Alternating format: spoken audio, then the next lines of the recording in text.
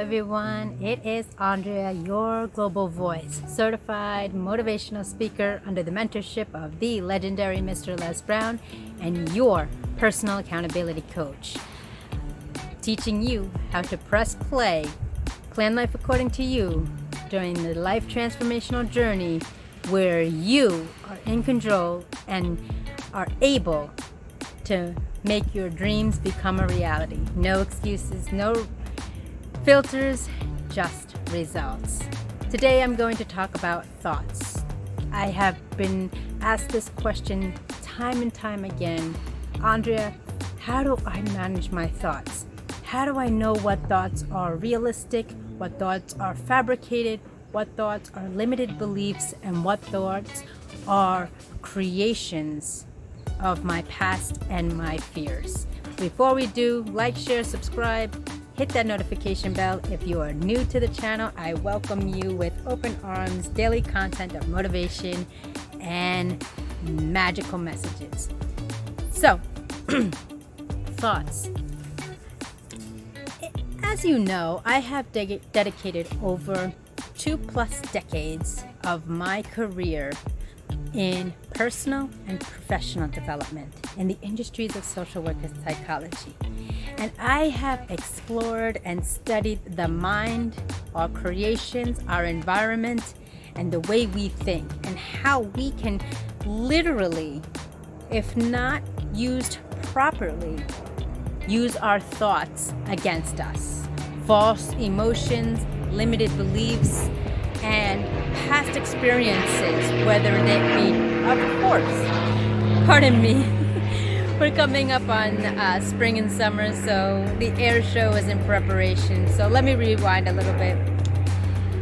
So, as I had said, I have dedicated over 2+ decades more in professional and personal development in the industries of social work and psychology.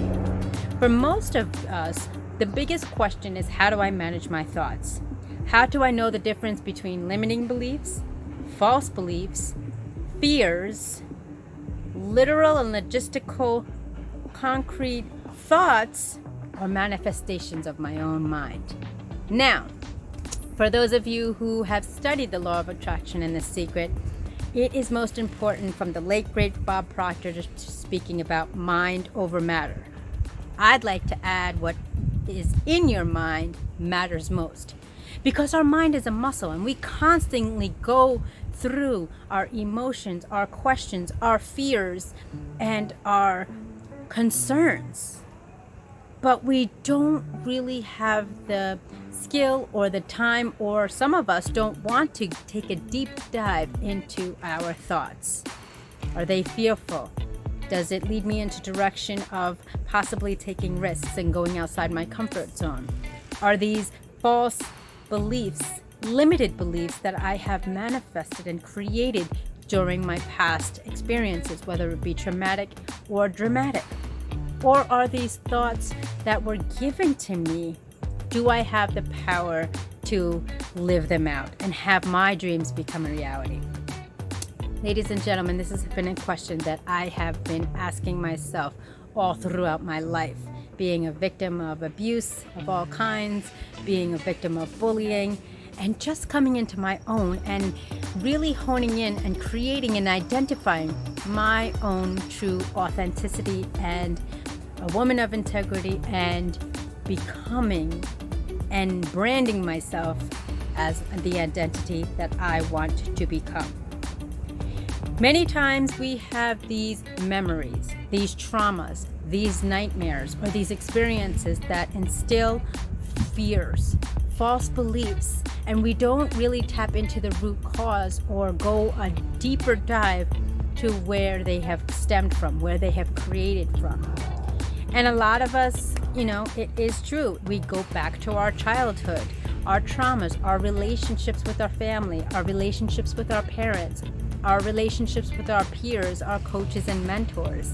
And for me, although I had a solid foundation with my parents who instilled in me, Andrea, no matter what you do your best, do what you love, do it right, and do it with passion. That has been an underlying thread throughout my life, But in my subconscious, I had the fear of abandonment, being an orphan and adopted, put it up for adoption at 11 months old, weighing at 11 pounds. Then I've had the victim mentality of not being good enough, not being pretty enough because I was a victim of abuse, spiritual, sexual, emotional, mental, and developmental. And to be quite honest, for me, I didn't have a true identity. What I mean by that is when I arrived to America, 11 pounds at 11 months old, at the time during the cartel, they didn't have concrete or clear documentation. So I don't have medical records, I don't have photographs of my biological family. And as I had matured and grown up and evolved and learned to learn about myself, I didn't have a true definition of my identity. I didn't look quite like my adoptive parents. I had different features than my peers in my community. And I also had beliefs.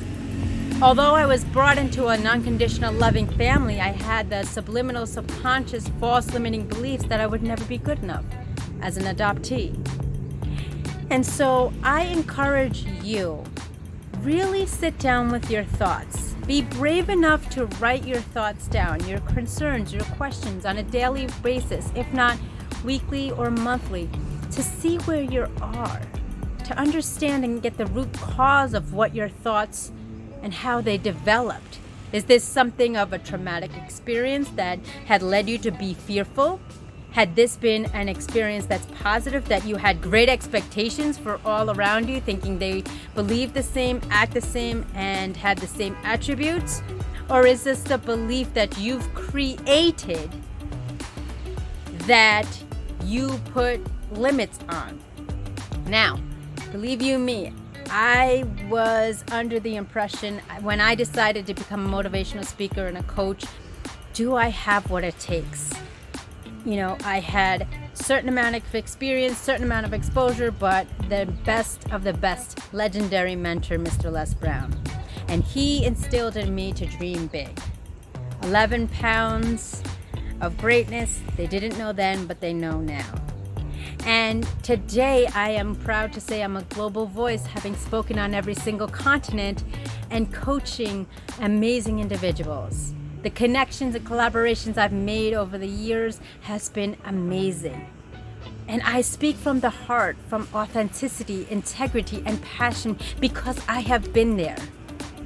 I am able, with all of the trials and tribulations I've went through in my life, I'm able to connect and understand with each and every one of you.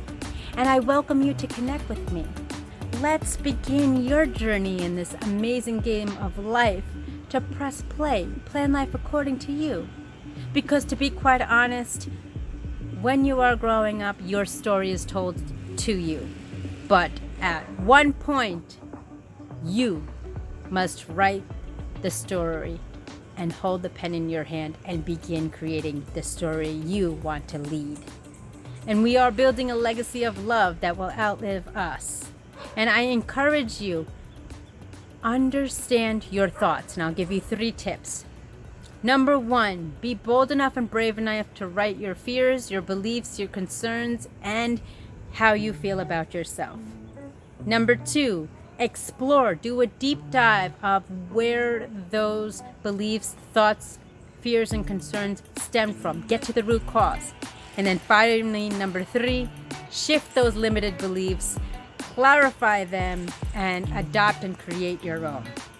I thank you so much for listening. My name is Andrea Mason, bringing you daily content every single day. I think the sun is out. It's beautiful. It's a beautiful spring day here up where I am in America, and I'm wishing you the best. I want nothing best for you. It's all about you exceeding your fullest potential, living your life on your terms, and choosing every single second of the day to press play. Plan life according to you. Someone is listening, someone is watching, and I am grateful for you to be here. Like, share, subscribe, hit that notification bell, and I will see you in the next video. Be well.